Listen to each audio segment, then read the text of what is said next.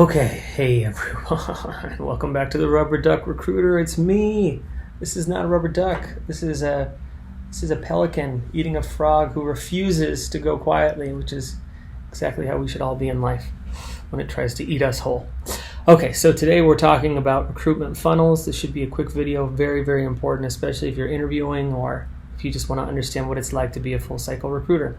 So you have these three key aspects of your job. It's the top of the funnel, the middle of the funnel, and the bottom of the funnel. We're going to go through each really briefly so you can kind of have a cursory understanding of what each of these stages means, what happens in it, and how it affects you as a recruiter. So the top of the funnel is where it's basically the beginning or the inception of any job that you are being paid to fill.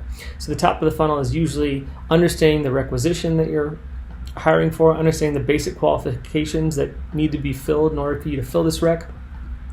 The top of the funnel is where you start sourcing, so that means you physically start looking for or calibrating the right profile for this requisition. The top of the funnel is also where you actually start reaching out, and the top of the funnel is where you conduct pre-screens. So it's those kind of things. I understand the rec and basic qualifications, I start doing some sourcing. Once I have the right calibrated profile, I reach out to these folks, and once I start getting responses back, I do pre-screens. Boom, that's the top of the funnel.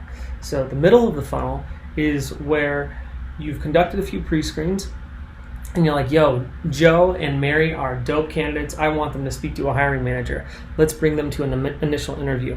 Once a candidate goes to an initial interview, they are moving to the middle of the funnel. This is a whole other part of the funnel that you manage.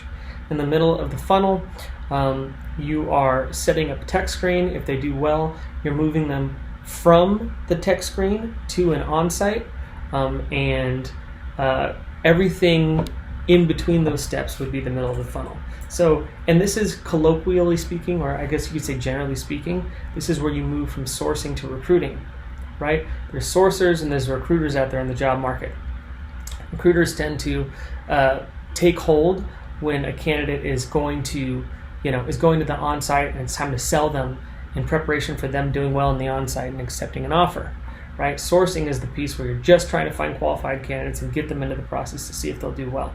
So middle of the funnel is the initial screen, and if they do well, it's moving them to the on-site interview. And also here's where you start to kind of pre-close. So it looks like you did well, how are we stacking up against other companies that you have in the pipeline here? What do you like about us? Tell us we're pretty. And then the bottom of the funnel is the last part that you're working. And the bottom of the funnel is where you extend an offer. It's where you close candidates. It's where you talk compensation, and it's where you essentially sell, right? So if a candidate does well in the on-site, you move to the bottom of the funnel and you extend them an offer. Hopefully you've been pre-closing them the whole time so you know they're likely to accept.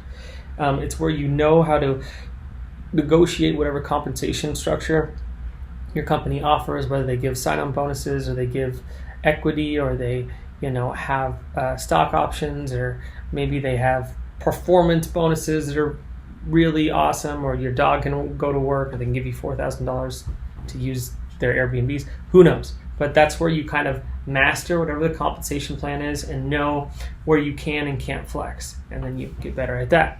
And then the last one, once they've accepted an offer, then you've completed the recruiting life cycle, you've managed all of your funnels, and go you.